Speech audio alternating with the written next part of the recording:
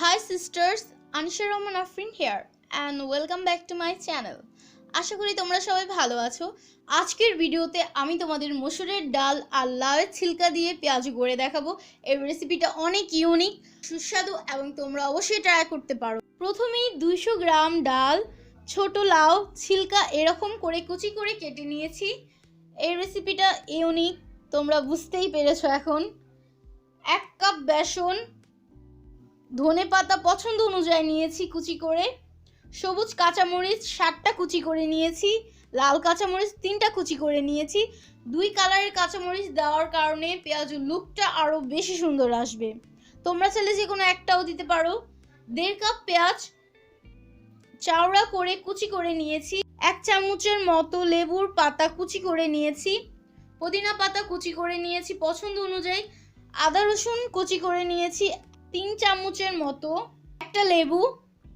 আদা কুচি করে দিলে পেঁয়াজু খাওয়ার সময় পেঁয়াজুর টেস্টটা অনেক ডিফারেন্ট আসে এবং অনেক মজাদারও হয়।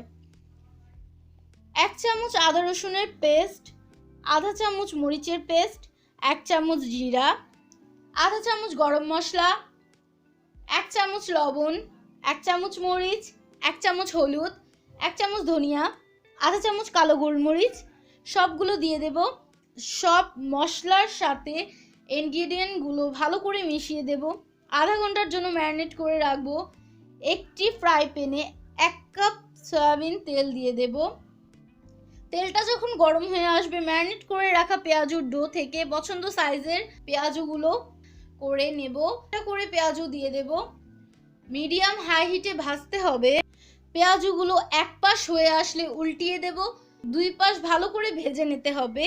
2 পাশ যখন ভালো করে ভাজা হয়ে আসবে তখন ফ্রাই প্যান থেকে তুলে ফেলবো একটা একটা করে।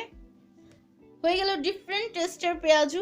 নেক্সট কোন রেসিপি দেখতে চাও তোমরা কমেন্ট করতে পারো। If you guys like this video, you learn something new. If you did, don't forget to big thumbs up below and also subscribe to my channel and click the bell icon. You have notified my next video. You can also join my other social media, Instagram, Facebook.